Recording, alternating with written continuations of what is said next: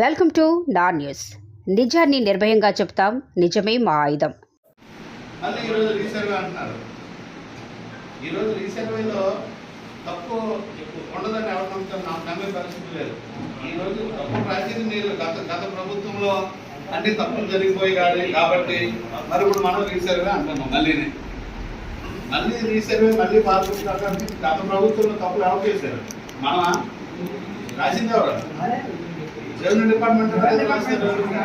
మరి వాళ్ళు తప్పు చేసి గత ప్రభుత్వాన్ని ఎందుకు తప్పట్టాలా? ప్రభుత్వంలో ఇక్కడ ఉన్న ఎమ్మెల్యేలో లేకపోతే మంత్రి గారు లేకపోతే ముఖ్యమంత్రి జగన్మోహన్ రెడ్డి గారు రాశారు రికార్డు రాశారు.